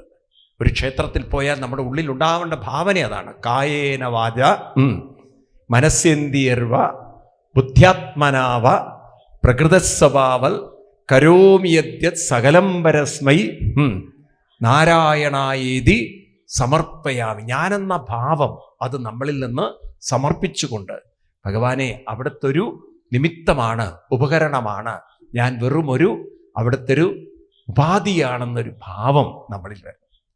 അങ്ങനെ ഒരു കൂട്ടായ്മ. മൂന്നാമത്തതാണ് ഉണരണം, ഉയരണം, ഒറ്റക്കെട്ടാവണം, ഒന്നാവണം. എന്താവണം? ഒരു വ്യക്തിക്കും ഒന്നും ഒറ്റയ്ക്ക് ചെയ്യാൻ സാധ്യമല്ല. നമുക്ക് നോക്കൂ, കയ്യിൽ 5 വിരലുകൾ ചേർന്നാലേ നമുക്ക് ചോറ് പോലും ഉരുട്ടി കഴിക്കാൻ പറ്റുള്ളൂ. ആണോ? നമ്മുടെ ശരീരം തന്നെ അനവധി ഉപകരണങ്ങളുടെ കൂട്ടായ പ്രവർത്തനം കൊണ്ടാണ് ഇപ്പം ഞാനും നിങ്ങളും ഇവിടെ ഇരിക്കുന്നത്. ആണോ? ഇപ്പം ഏത് കാര്യത്തിലായാലും ഒരു ഒത്തൊരുമ വേണം. എവിടെ ഒരു ഭക്തിയുടെ ഒത്തൊരുമയുണ്ടോ അവിടെയാണ് വിജയമുള്ളത്. നിങ്ങൾ നോക്കൂ, ശ്രീരാമസ്വാമി അവതാരമൂർത്തിയായിരിക്കാം, പക്ഷെ സീത നഷ്ടപ്പെട്ട ശ്രീരാമസ്വാമിക്ക് വാനരരുടെ സഹായം വേണ്ടി വന്നു. ഉണ്ടാവും. ഇതുപോലെ തന്നെ വിഭീഷണൻ സഹായിച്ചു. അങ്ങനെ നിരവധി ആളുകളുടെ സഹായം കൊണ്ടാണ് സീതാദേവി വീണ്ടെടുക്കാൻ, രാവണനെ വധിക്കാൻ ആർക്ക് പറ്റിയത്? ശ്രീരാമസ്വാമിക്ക് പറ്റിയത്. ശ്രീരാമസ്വാമി മാത്രമായിരുന്നെങ്കിൽ സീത എവിടുന്നാ കിട്ടാൻ പോണത്? ലങ്ക കടക്കാൻ ഹനുമാൻ സ്വാമി വേണ്ടി വന്നു, അല്ലേ? രാവണനെ ഭീഷണിപ്പെടുത്താൻ ഹനുമാൻ സ്വാമി വേണ്ടി വന്നു. പാലം പണിയാൻ നേരത്തെ പറഞ്ഞ പോലെ നളൻ വേണ്ടി വന്നു, ആണോ? ഇങ്ങനെ നിരവധി ആളുകളുടെ കൂട്ടായ പ്രവർത്തനത്തിലൂടെയാണ് നിർമ്മായ കർമ്മായി ശ്രീ പുരോഗതി ഉണ്ടാകും. അപ്പൊ ഒരു വീട് പോലെ ഒരു സമൂഹം നന്നാവണമെങ്കിൽ അവിടെ എന്ത് വേണം? കൂട്ടായ്മ വേണം, ഒറ്റക്കെട്ടായി പ്രവർത്തിക്കണം, സഹവർത്തിത്വം വേണം. അവരവർക്ക് എന്ത് ചെയ്യാൻ പറ്റും? എനിക്ക് ഈ കാര്യത്തിൽ എന്ത് ചെയ്യാൻ പറ്റും? നമ്മൾ പറയില്ലേ, അണ്ണാറക്കണ്ണനും തന്നാലായത്. ആരും മാറി നിൽക്കരുത്. നിങ്ങൾ നോക്കൂ, എല്ലാവരും ഒന്നിച്ച് പ്രവർത്തിക്കുന്ന ഏത് വിഭാഗമുണ്ട് ആ വിഭാഗം നന്നാവും. ഇപ്പം ഇസ്ലാം മതത്തിന് ഇത്രമാത്രം ശക്തി ഉണ്ടാവാൻ കാരണം അവരുടെ കൂട്ടായ്മയാണ്, ആണോ? ഇപ്പം നിങ്ങളിവിടെ ഈ ഭാഗത്തൊക്കെ നിങ്ങൾക്ക് ക്രിസ്ത്യൻ കമ്മ്യൂണിറ്റിയുടെ കൂടുതൽ ശക്തി കേന്ദ്രങ്ങളാണ്. അവിടെ പള്ളിയിലെ അച്ഛന്മാർക്ക് അറിയാം ഓരോ അവരുടെ പള്ളിയുമായി ബന്ധപ്പെട്ട എത്ര കുടുംബങ്ങളുണ്ട്, ഉണ്ടോ? അവരെ വിളിച്ചു വരുത്തി ഒന്നിച്ച് പ്രാർത്ഥനകളും അതും ഇതൊക്കെ അവർ ചെയ്യുന്നതുകൊണ്ടാണ്, ആ കൂട്ടായ്മ കൊണ്ടാണ് അവരത്ര ശക്തിയായിട്ട് അവർക്ക് ഈ രാഷ്ട്രീയത്തിലൊക്കെ സ്വാധീനം ചെലുത്താൻ കഴിയുന്നത്, ആണോ? ഹിന്ദുക്കളിൽ ആ കൂട്ടായ്മയില്ല. അതുകൊണ്ടോ നമ്മുടെ ക്ഷേത്രങ്ങളൊക്കെ, കുറേ ക്ഷേത്രങ്ങളൊക്കെ അങ്ങനെ പഴയ ജീർണാവസ്ഥയിലാണ്. ശബരിമല പോലുള്ള ക്ഷേത്രങ്ങളിലൊക്കെ കിട്ടുന്ന പണം ഹിന്ദുക്കൾക്ക് വലിയ ഉപകാരമുണ്ടോ എന്ന് എനിക്കറിയില്ല. അതങ്ങനെ പോകുന്നു. പറയുമ്പം ഇന്ന് കേരളത്തിൽ ഉണ്ടാകുന്ന ക്ഷേത്രങ്ങളിൽ കിട്ടുന്ന സമ്പത്ത് കൊണ്ട് ഹിന്ദുമതം എന്നോ നേരെയായി പോകേണ്ടതാണ്. പക്ഷെ ഇവിടെ നേരെയായി പോകണു. നമുക്കതുകൊണ്ട് എന്തെങ്കിലും ഒരു ഉപകാരം ഉണ്ടാവുമല്ലോ? പള്ളികളിൽ കിട്ടുന്ന കാശ് കൊണ്ട് അവർ പല പല സ്ഥാപനങ്ങൾ ഉണ്ടാക്കുന്നു, ആണോ? പറയൂ. നമുക്കിന്ന് നല്ലൊരു വിദ്യാഭ്യാസ സ്ഥാപനം ഉണ്ടാക്കാൻ ഇപ്പോൾ ഗുരുവായൂർ ദേവസ്വത്തിന് പൈസ ഇല്ലാത്തതുകൊണ്ടാണോ? നല്ലൊരു സ്കൂളോ കോളേജ്, ഇന്നിപ്പോൾ ഗുരുവായൂരിൽ പോയി താമസിച്ചാൽ പോലും ഒരു ഹോസ്പിറ്റലിൽ പോകണമെങ്കിൽ തൃശ്ശൂർ പോകേണ്ട അവസ്ഥയാണ്. നമ്മുടെ ഗുരുവായൂർ ക്ഷേത്രത്തിൻ്റെ അവസ്ഥയാണ് ഞാൻ പറയുന്നത്. അവിടെ പോയി നോക്കൂ, ക്യൂ നിൽക്കുന്ന സമയത്ത് എന്തൊരു വിഷമം തോന്നും. മണിക്കൂർ ക്യൂ നിൽക്കുന്ന ആളുകളെ കണ്ട സങ്കടം വരും. കൊച്ചുകുട്ടികളെയും കൊണ്ട് പാവം അത് കരഞ്ഞും മൂത്രമൊഴിച്ചും എന്നിട്ട് പുണ്യാഹം ചെയ്യാൻ പോകുന്നു. എനിക്കതൊക്കെ കാണുമ്പോൾ വലിയ വിഷമാണ്. ഞാനത് വളരെ ക്രിട്ടിസൈസ് ചെയ്യും. കാരണം ഇവിടെ ഇത്രയും സമ്പത്ത് 8 കോടിയും 10 കോടിയൊക്കെ കാശ് മാസം മാസം വരുന്ന ക്ഷേത്രങ്ങളാണ്. പക്ഷേ ജനങ്ങൾക്ക് സൗകര്യപ്പെടുത്താൻ മാത്രം പറ്റുന്നില്ല. നമ്മുടെ ഹിന്ദുക്കളുടെ അവസ്ഥ അതാണ്. കാരണം നല്ലതിനൊന്നും കൂട്ടായ്മയില്ല. എന്നാൽ അതിനെ വിമർശിക്കാൻ, അതിനെ കുറ്റപ്പെടുത്താൻ, അതിനെ നശിപ്പിക്കാൻ കൂട്ടായ്മയ്ക്ക് ഒരു കുറവില്ല, ആണോ? ശരിയാണോ ഞാൻ പറയണത്? അപ്പം ആ ആറ്റിറ്റ്യൂഡ് മാറാം. നമുക്കെന്ത് ചെയ്യാൻ പറ്റും? നോക്കൂ, നിങ്ങളിവിടെ ഈ ഒരു സഹവർത്തിത്വം കൊണ്ട് ഇവിടെ നാലമ്പല ദർശനത്തിന് വരുന്ന ആളുകൾക്ക് സൗകര്യപ്പെടുത്തണം എന്നുള്ള നിങ്ങളുടെ ആ മനസ്സാണ് ഈ ഒരു തൂണുകളും ഒക്കെ ഉണ്ടാക്കിയത്, ആണോ? അതുപോലെ ഈ ഒരു വലിയൊരു നടപ്പന്തൽ ഉണ്ടാക്കാൻ സാധിച്ചു, ആ കൂട്ടായ്മ. അപ്പം അതുകൊണ്ട് ആരും മാറി നിൽക്കരുത്. എല്ലാവരും ഇതിൻ്റെ ഒരു ഭാഗമാണ്. 5 വിരലുകളെ ഓർക്കുക. ഒരു വിരൽ അതിൽ ചെറുതാണ്, തള്ളവിരലിൻ്റെ രൂപം വേറെയാണ് എന്ന് വെച്ചിട്ട് ചെറിയ വിരൽ മാറി നിൽക്കണം. എല്ലാ വിരലിനും അതിൻ്റെതായ പ്രസക്തിയുണ്ട്. ഒന്നിച്ചു നിന്നാൽ, കുഞ്ഞുണ്ണി മാഷ് പറയും, ഒന്നായാൽ നന്നായി. ഒന്നായാൽ നന്നായി. ഒന്നാവാതെ മാറി നിന്നാൽ നന്നാവില്ല എന്ന് മാത്രമല്ല, നാനാവിധമായി, നമ്മൾ പല വിധത്തിലായി. അപ്പം നമ്മൾ ഒന്നിച്ചു നിൽക്കാൻ സാധിക്കാൻ ക്ഷേത്രങ്ങൾ വേണം. അതിനാണ് ഉത്സവങ്ങൾ, അതിനാണ് നമ്മൾ ആഘോഷങ്ങൾ, അതിനാണ് നമ്മൾ നാലമ്പല ദർശനം. ഒരു മാറ്റിമറക്കൽ നമുക്കുണ്ടാക്കണം. വേണ്ടേ? അതിന് നാമജപങ്ങളും, നമ്മൾ ഒന്നിൽ നിന്നും മാറി നിൽക്കരുത്. നാമജപത്തിലൊക്കെ നമ്മൾ മുന്നിട്ടിറങ്ങണം. എല്ലാറ്റിനും മുന്നിട്ടിറങ്ങി നോക്കൂ നിങ്ങൾ. എന്തൊന്നില്ലാത്തൊരു ഊർജം നമ്മളിലുണ്ടാകും. ഇന്നാണെങ്കിൽ ഒരുപാട് റിസർച്ച് നടന്നുകൊണ്ടിരിക്കുകയാണ്. നിങ്ങൾക്കറിയാം, മനുഷ്യൻ്റെ ആരോഗ്യ പ്രശ്നങ്ങൾ പണ്ടത്തേതിനേക്കാളും കൂടിക്കൂടി വരികയാണ്. പഴയ ആരോഗ്യമല്ല. അപ്പം ഇതിൻ്റെ പ്രധാന കാരണം എന്താണെന്ന് വെച്ചാൽ, ഇന്ന് നമുക്ക് ശാരീരിക അധ്വാനം പണ്ടത്തേതിനേക്കാളും കുറവാണ്. എന്നാൽ മാനസികമായ വേണ്ടാത്ത ചിന്തകൾ, വിചാരം പണ്ടത്തേതിനേക്കാളും കൂടുതലാണ്. അപ്പം മനസ്സിൻ്റെ വേണ്ടാത്ത വിചാരം കൂടുന്തോറും രോഗം വരാനുള്ള സാധ്യതകൾ കൂടുതലാണ്. ഇപ്പം പറയുന്നത്, നിങ്ങൾ എന്ത് ചിന്തിക്കുന്നു അത് നിങ്ങളിൽ ഹോർമോണുകളായി മാറി ഈ ഹോർമോൺ ശരീരത്തിൻ്റെ തന്നെ ഘടനകളെ വ്യത്യാസം വരുത്തി അത് പിന്നീട് നിങ്ങളുടെ ആരോഗ്യ പ്രശ്നങ്ങളായി മാറുന്നു. അതുകൊണ്ടാണ് ഇന്നിപ്പം മെഡിക്കൽ സയൻസ് തന്നെ പേരിട്ടിരിക്കുന്നത് ലൈഫ് സ്റ്റൈൽ ഡിസീസ് എന്നാണ്. നിങ്ങളുടെ ജീവിതശൈലി രോഗമാണ്. അങ്ങനെ ഒരു പേരുണ്ടോ? പറയൂ. ഇന്ന് അങ്ങനെയുള്ളൊരു രോഗത്തിലേക്ക് നമ്മൾ മാറിക്കൊണ്ടിരിക്കുക. ഈ തരത്തിലുള്ള ജീവിതശൈലി രോഗങ്ങളൊന്നും നമ്മളെ ബാധിക്കാതിരിക്കണമെങ്കിൽ ഒന്നിച്ചുള്ള ഭജനകളും ഒന്നിച്ചുള്ള പ്രവർത്തനങ്ങളും നല്ലതിലൊക്കെ മുഴുകുമ്പോൾ മനസ്സിനുണ്ടാകുന്ന ഒരു ഊർജവും ആനന്ദവും ഉത്സാഹവും ഉണ്ടല്ലോ, പല രോഗങ്ങളെയും മറികടക്കാൻ നിങ്ങൾക്ക് അതീവമായ ശക്തി തരും. മനസ്സിലായില്ലേ? മനസ്സിൻ്റെ ഊർജം നിലനിർത്താൻ സാധിക്കുന്നവർക്ക് രോഗങ്ങളുടെ വ്യാപനവും തീവ്രതയും വളരെ പറയൂ കുറവായിരിക്കും. അതിലൊരു സംശയം വേണ്ട. ഞാനിപ്പോൾ വരുന്നത് കേദാർനാഥിൽ നിന്നാണ്. ഒരു 2 ഡിഗ്രി തണുപ്പിൽ നിന്നാണ് വരുന്നത്. അതിനു മുമ്പ് ഞാൻ ഒരു മാസം ഓസ്ട്രേലിയയിൽ നല്ല തണുപ്പിൽ നിന്നാണ് വരുന്നത്. സിഡ്നിയിലായിരുന്നു എനിക്ക് സപ്താഹം, അവിടെ നിന്നാണ് വരുന്നത്. അപ്പോൾ അവിടെയൊക്കെ തണുപ്പിൽ നിന്നാണ് വരുന്നത്. ഞാൻ നോക്കിയിട്ടുണ്ട്, നമ്മൾ നല്ല കാര്യത്തിൽ മുഴുകും തോറും വലിയ ആരോഗ്യ പ്രശ്നങ്ങളൊന്നും നമ്മളെ ബാധിക്കില്ല എന്നുള്ളത്. നേരെ മറിച്ച് നമ്മൾ ഒരു ഭാഗത്ത് ഇരുന്ന് വീട്ടിലെ കാര്യങ്ങൾ മാത്രം നോക്കിക്കൊണ്ടിരുന്ന നിങ്ങൾ രോഗികളാവും. ആദി വ്യാധിയായി മാറും. എന്ത് മാറും? ആദി വ്യാധിയായി മാറും. ദശരഥന്റെ മരണം എടുത്തു നോക്കിയാൽ മതി അല്ലേ? രാമനെ കാട്ടിലേക്ക് പറഞ്ഞയക്കണം, ഭരതനെ രാജ്യമേൽപ്പിക്കണം എന്നുള്ള വാർത്ത കേട്ടതോടുകൂടി, ആ 2 വരം കേട്ടതോടുകൂടി മാനസികമായി തളരുന്ന ദശരഥനെ നമ്മൾ കാണുന്നു. അവസാനം രാമ വിലപിച്ചുകൊണ്ട് മരിക്കുന്ന അല്ലേ ഒരു ദശരഥനെയാണ് നമ്മൾ കാണുന്നത്. ആണോ? പറയൂ. എന്നാൽ ശ്രീമദ് ഭാഗവതം നേരെ വിപരീതമാണ്. അവിടെയും ഇതുപോലൊരു അബദ്ധം പറ്റി 7ാമത്തെ ദിവസം മരണം സംഭവിക്കുമെന്ന് പറയുന്ന പരീക്ഷിത്ത് മഹാരാജാവ്, തൻ്റെ മുന്നിൽ മരണമാണ്, മൃത്യുവാണ്. തക്ഷകൻ എന്ന പാമ്പ് തന്നെ കടിക്കാൻ വരികയാണ് 7ാമത്തെ ദിവസം. അയ്യോ, പാമ്പ് കടിക്കും, ഞാൻ ചാവുമല്ലോ, ഞാൻ ചത്തുപോകുമല്ലോ, എൻ്റെ ഭാര്യയും മക്കളെ വിട്ടിട്ട് പോണല്ലോ, എൻ്റെ പൈസ, എൻ്റെ അത് ഇതും പറഞ്ഞിരിക്കുകയല്ല. അദ്ദേഹം അവിടെ ചെയ്യുന്നത്, അവിടെ നിന്ന് മഹാന്മാരോട് ചോദിച്ചു എന്ത് ചെയ്യണമെന്ന്. അങ്ങനെയാണ് അദ്ദേഹം ഹരിദ്വാറിലെത്തുന്നതും അദ്ദേഹത്തിന് മുന്നിൽ ശ്രീശുഖ ബ്രഹ്മർഷി ഭാഗവതം അവതരിപ്പിക്കുകയാണ്. അവിടെ ഭാഗവതത്തിലും കഥയിലും ഭജനത്തിലും മുഴുകി 7 ദിവസം കടന്നുപോയത് അറിഞ്ഞില്ല എന്നാണ്. 7ാമത്തെ ദിവസം പരീക്ഷത്തിന് തട്ടി ഉണർത്തിക്കൊണ്ട് ഉറക്കത്തുനിന്നല്ല ഈ ബോധത്തിലേക്ക്, ശരീരബോധത്തിലേക്ക് കൊണ്ടുവന്നിട്ട് ചോദിക്കുകയാണ്, പരീക്ഷത്തെ ഇനിയിപ്പോൾ തക്ഷകൻ വരാൻ പോവാണ്, ഏതാനും നിമിഷം കഴിഞ്ഞാൽ തക്ഷകൻ നിന്നെ കടിക്കും, വിഷം നിന്റെ ശരീരത്തിൽക്കും, മരണമാണ് സംഭവിക്കുന്നത്. അതിന് പരീക്ഷത്ത് പറഞ്ഞ മറുപടി എന്താ അറിയോ? തക്ഷകനെക്കുറിച്ചോ മരണത്തെക്കുറിച്ചോ ഇപ്പൊ ഞാൻ ചിന്തിക്കുന്നില്ല, എൻ്റെ മനസ്സേ പോകുന്നില്ല എന്നാണ്. അവരത്ര അങ്ങ് തന്നിരിക്കുന്ന ആ ഒരു ആത്മീയ ഊർജത്തിൽ എൻ്റെ മനസ്സങ്ങനെ മുഴുകിപ്പോയി. അതുകൊണ്ട് എനിക്ക് ഭയമോ ദുഃഖമോ ഒന്നും എന്നെ ബാധിക്കുന്നില്ല. ഇങ്ങനെയുള്ളൊരു മനസ്സ് എത്ര പേർക്ക് വേണം? എത്ര പേർക്ക് വേണം ഇങ്ങനെയൊരു മനസ്സ്? ഒരു ഭയവും ദുഃഖവും വിഷമവും വിഷാദവും പ്രശ്നവും ഒന്നും എന്നെ അലട്ടരുത്. എത്ര പേർക്ക് വേണം? വേണമെന്ന് ആഗ്രഹമില്ല. വേണ്ടേ? എന്തായാലും ഒരു ദിവസം മരിക്കണം. അപ്പം മരണം എന്ന് പറയുന്നത് ഇന്നിപ്പോൾ നോക്കൂ, നമുക്കറിയാം ആശുപത്രി കടന്നിട്ടാണ് മിക്കവാറും മരിക്കുന്നത്. ആണോ? പണ്ട് കാലത്തൊക്കെ വീട്ടിൽ കടന്ന് മരിച്ചവരാണ്. ആണോ? എന്താ ആശുപത്രി കടന്ന് മരിക്കേണ്ടി വരുന്നത്? കാരണം വയ്യാതാവുമ്പോൾ തന്നെ അതന്നെ ആലോചിച്ച് തളർന്ന് പിന്നെ അവിടെ കൊണ്ട് കിടത്തി, പിന്നെ അത് വെന്റിലേറ്റർ കെട്ടി, പിന്നെ വെന്റിലേറ്റർ കഴിഞ്ഞാൽ പിന്നെ ഏതെല്ലാം കൊണ്ടുപോയി എനിക്കറിയില്ല, ഉള്ളതിലൊക്കെ കൊണ്ടുപോയിട്ട് അവസാനം വീട്ടുകാർ പ്രാർത്ഥിക്കാൻ തുടങ്ങും, ഇനി പോയിട്ടില്ലെങ്കിൽ ലക്ഷങ്ങളാണ് പോവുക. ഇന്നിപ്പം ലക്ഷങ്ങൾ കൊടുത്ത് മരിക്കേണ്ട ഗതികേടിലേക്ക് മനുഷ്യൻ മാറിപ്പോയി. ആണോ? അതെന്തുകൊണ്ട്?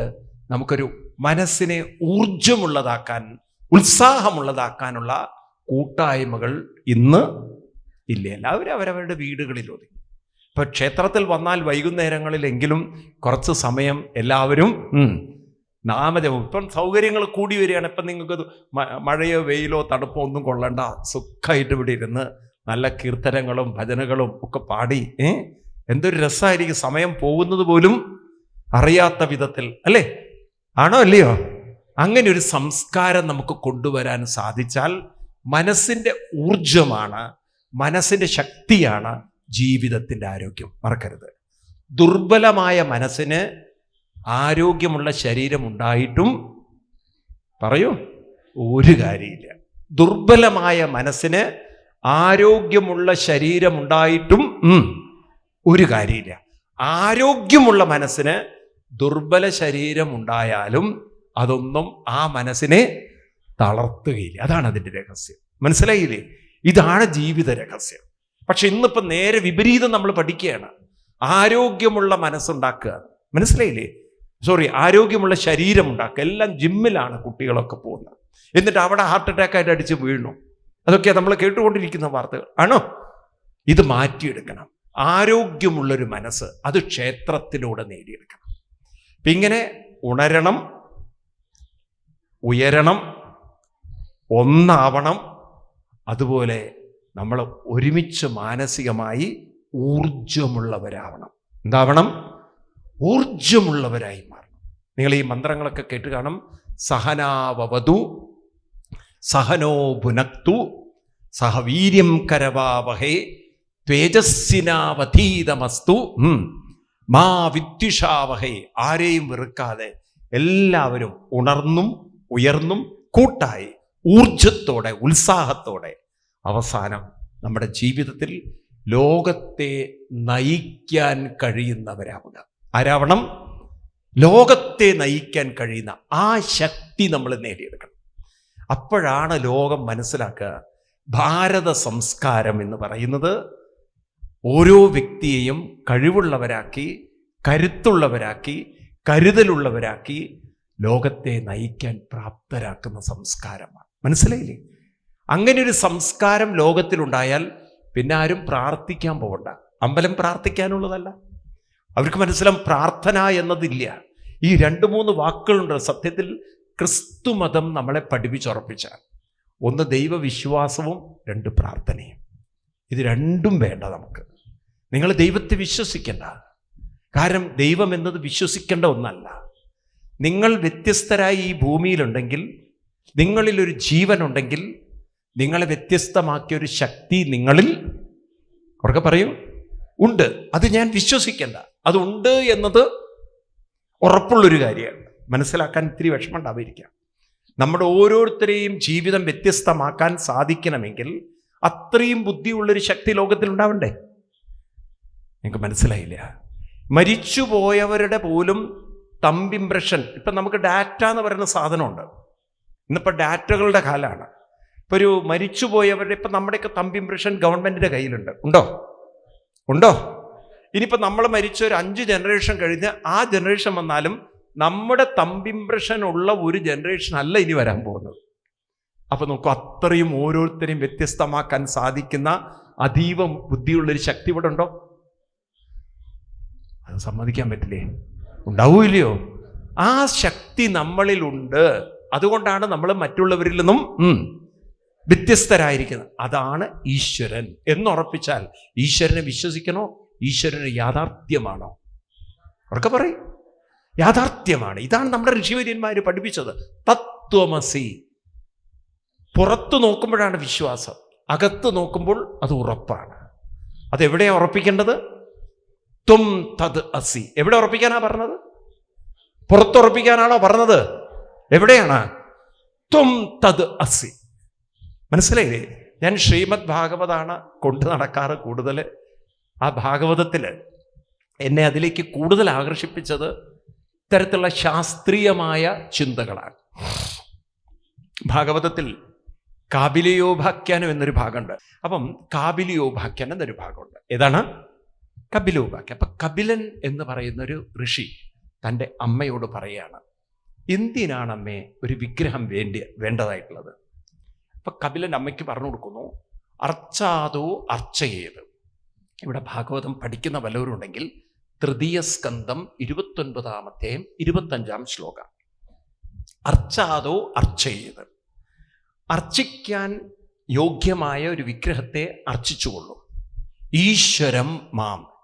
ഈശ്വരനായി എന്നെ സങ്കല്പിച്ചുകൊണ്ട് ഒരു വിഗ്രഹത്തെ അർച്ചിച്ചുകൊള്ളും, ആരാധിച്ചുകൊള്ളും. എന്തിനാണ് വിഗ്രഹത്തെ ആരാധിക്കുന്നത്? അല്ലെങ്കിൽ ഏതുവരെയാണ് ആരാധിക്കേണ്ടത്? യാവത് ന വേദ സ്വഹൃതി. ശരിക്കും ഈശ്വരൻ ഇരിക്കുന്നത് സ്വഹൃതി. അത്രയൊക്കെ പറഞ്ഞാൽ മനസ്സിലാവില്ലേ? സ്വഹൃതി എന്ന് പറഞ്ഞാൽ അവനവൻ്റെ ഉള്ളിലാണ് ഈശ്വരൻ ഇരിക്കുന്നതെന്ന് അറിയാനും ഉറച്ചു കിട്ടാനും വേണ്ടിയിട്ടായിരിക്കണം നിങ്ങളൊരു വിഗ്രഹത്തെ ആരാധിക്കേണ്ടതെന്ന് ശ്രീമദ് ഭാഗവത്തിൽ പറഞ്ഞിരിക്കണം. ഇതന്നെയല്ലേ ഉപനിഷത്ത് മന്ത്രമായിട്ട് ശബരിമലയിൽ എഴുതി വെച്ചത്? ഏത്? തത്വമസി. ഹരിനാമകീർത്തനത്തിൽ ഇത് തന്നെയാണ് പറയുന്നത്. യാതൊന്നു കാൺമതതു നാരായണ പ്രതിമ, യാതൊന്നു കേൾപ്പതതു നാരായണ ശ്രുതികൾ, യാതൊന്നു ചെയ്വതതു നാരായണാർച്ചനകൾ, യാതൊന്നതൊക്കെ ഹരി നാരായണായ നമഃ. നിങ്ങൾ ഏത് കൃതി എടുത്തു നോക്കും, നാരായണീയം പഠിക്കുന്നവരുണ്ടായിരിക്കാം ഇവിടെ. അവിടെ ഭട്ടതിരിപ്പാടും പറയുന്നുണ്ട്, ഞാൻ ഗുരുവായൂരപ്പനെ ശരിക്കും കാണുന്നത് ഏവം ദുർലഭ്യവസ്തും നബിസുലഭതയാ ഹസ്തലത്തേ യതന്യത് തൻവാ വാചാ ധിയാവാ. അദ്ദേഹത്തിൻ്റെ വാക്കുകൾ എങ്ങനെയാണ്? ഞാൻ വിചാരിച്ചു ഗുരുവായൂരപ്പൻ എന്ന് പറയുന്നത് ദുർലഭ്യ വസ്തുവായിട്ട് ഒരു ഗുരുവായൂർ ക്ഷേത്രത്തിൽ മാത്രം ഇരിക്കുന്ന ആളാണ്. പക്ഷെ ആരാധിച്ചപ്പോൾ എനിക്ക് മനസ്സിലായി സുലഭതയാ ഹസ്തലബ്ധേ, എൻ്റെ ഹസ്തത്തിൽ, എൻ്റെ കയ്യിൽ അല്ലെങ്കിൽ എന്നിലുണ്ടെന്ന്. അപ്പം ആ ഒരു തലത്തിലേക്ക് എത്തിയപ്പോൾ എനിക്ക് മനസ്സിലായി ഞാൻ ഇത്രയും കാലം അന്യത് ഭജതി, ഭഗവാനെ അന്യനായിട്ടാണ് ഭജിച്ചു കൊണ്ടിരിക്കുന്നത്. ക്ഷുദ്രദൈവസ്ഫുടേയം, അതൊരു തെറ്റായ ഭജനമായിരുന്നു എന്ന് എനിക്കിപ്പം മനസ്സിലായി. അപ്പം നോക്കൂ, നമ്മൾ ആ ഒരു ഘട്ടത്തിൽ നിന്ന്, അതായത് തൊഴുതു പോകുന്നതിൽ നിന്നും കൂടുതൽ ഉള്ളിലാണെന്ന ബോധത്തിലേക്ക് പടിപടിയായി ഉയർന്നു വന്ന് അവസാനം ഊർജത്തോടെ ഉത്സാഹത്തോടെ ജീവിതം കൊണ്ടു നടക്കാൻ സാധിക്കുന്ന വിധത്തിലാക്കിയെടുക്കാൻ ക്ഷേത്രത്തിലൂടെ സാധിച്ചു കഴിഞ്ഞാൽ ഒരു വലിയ മാറ്റം നമ്മളിലുണ്ടാവും, നമ്മുടെ കുടുംബത്തിലുണ്ടാവും, നമ്മുടെ സമൂഹത്തിലുണ്ടാവും, അവസാനം ലോകത്തിലുണ്ടാവും. വ്യക്തികളിൽ ദൈവീകത വന്നാൽ ആ കുടുംബത്തിൽ ഐശ്വര്യമുണ്ടാവും. ഇന്നിപ്പോൾ നമ്മുടെ വ്യക്തികളിൽ ദൈവീകത കുറവാണ്. ഇന്നിപ്പോൾ എല്ലാവരും സമ്പത്തിനാണ് പ്രാധാന്യം കൊടുക്കുന്നത്. സമ്പത്ത്, ആരോഗ്യം, അതായത് മരുന്ന്, ഇതാണ് നമ്മുടെ ലക്ഷ്യം. കുറേ മരുന്ന് വാങ്ങിക്കുക, പൈസ ഉണ്ടാക്കുക, ഇതൊക്കെയാണ് ഇപ്പം നമ്മൾ ചിന്തിച്ചുകൊണ്ടിരിക്കുന്നത്. അപ്പം അതുകൊണ്ട് എന്ത് പറ്റുമെന്ന് ചോദിച്ചു കഴിഞ്ഞാൽ സമ്പത്തിനും ആരോഗ്യത്തിനും പ്രാധാന്യം കൊടുത്ത് അവസാനം സമ്പത്തുണ്ടായിട്ടും ആരോഗ്യമില്ലാത്തൊരു മനസ്സോടെ, സന്തോഷമില്ലാത്തൊരു ജീവിതത്തോടെ, ഒരു സൗഹൃദമുള്ള കുടുംബ ബന്ധങ്ങളില്ലാതെ താളം തെറ്റുന്ന കാഴ്ചയാണ് കേരളത്തിലുടനീളം കാണുന്നത്. ആത്മഹത്യകൾ കൂടി വരുന്നു. കല്യാണം ഇന്നിപ്പം പണ്ടത്തെ പോലെയല്ല. കല്യാണം കഴിച്ചു കഴിഞ്ഞാൽ എപ്പോൾ വേണേൽ തമ്മിൽ തെറ്റി പിരിയാം എന്നുള്ളൊരവസ്ഥ വരുന്നു. ആണോ? എന്തുകൊണ്ടാണത്?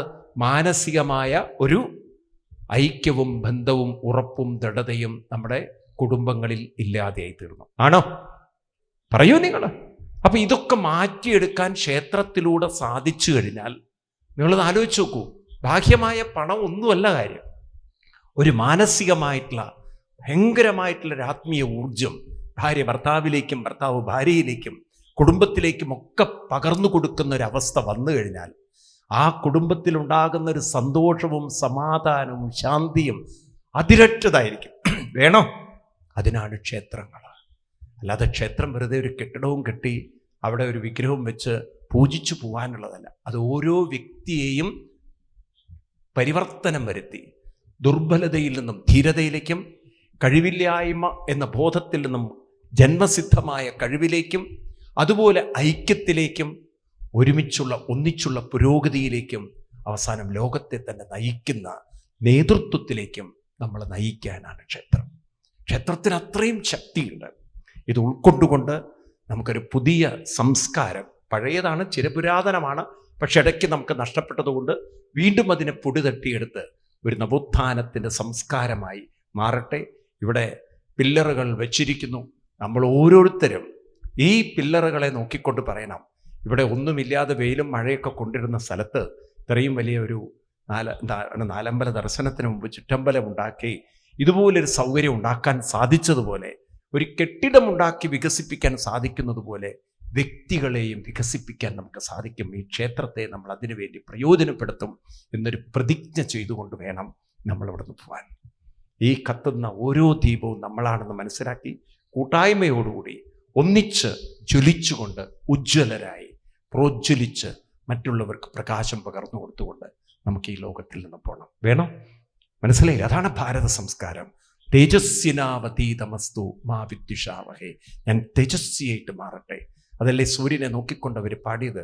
ഓം ഭൂർഭുവസ്സത്തത് സവിതോർവരനും ഭർഗോ ദേവസ്യ ധീമഹി ധിയോ യോ ന പ്രചോദയാത്. എൻ്റെ ബുദ്ധി പ്രകാശിക്കട്ടെ, ഞാൻ സൂര്യനെ പോലെ ഉജ്ജ്വലിക്കട്ടെ. സ്വാമി വിവേകാനന്ദജിയുടെ ഒരു വാക്കുകൂടി പറഞ്ഞ് ഞാൻ നിർത്തുകയാണ്. സ്വാമി വിവേകാനന്ദജി പറയും, നമുക്ക് ഓപ്ഷൻസ് ഉണ്ട്. അതായത് നമുക്ക് ഓരോരുത്തർക്കും തീരുമാനിക്കാൻ അവസരം തന്നിട്ടുണ്ട് എങ്ങനെ ജീവിക്കണമെന്ന്. ഒന്നുകിൽ നിങ്ങൾക്ക് ഉമിത്തി പോലെ എരിഞ്ഞെരിഞ്ഞ് കത്തിത്തീരാം.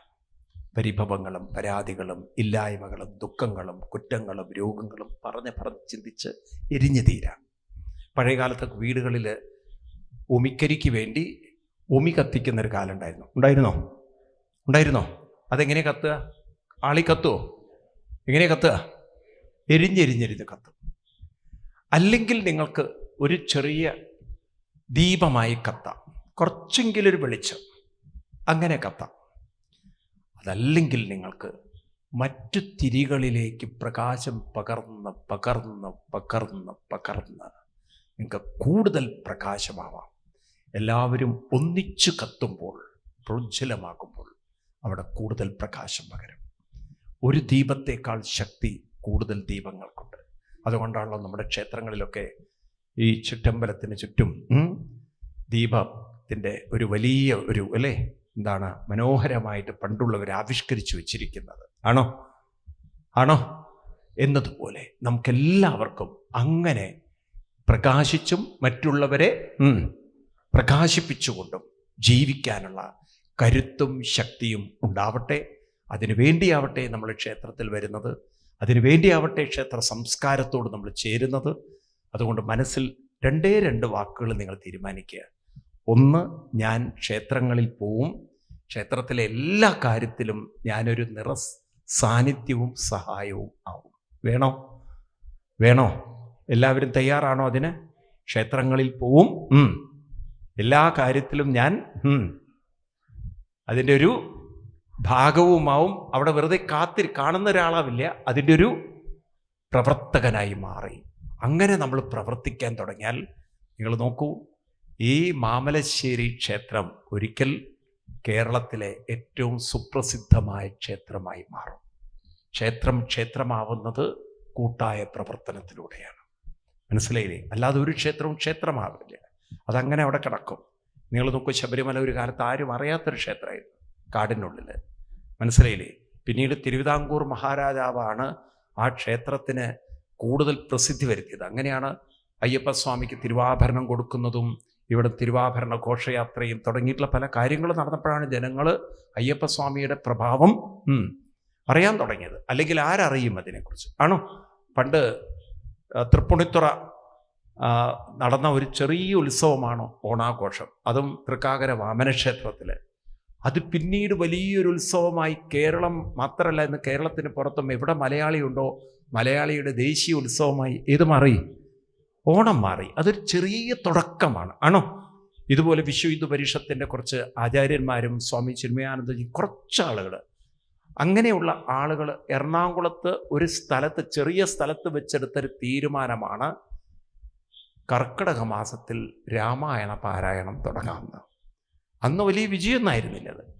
ഇന്നിപ്പോൾ നോക്കൂ, നമുക്ക് കർക്കിടക മാസം പോയി. ഇന്നിപ്പോൾ കർക്കിടക മാസം എന്നറിയുന്നതിന് പകരം എന്താ അറിയുന്നത്?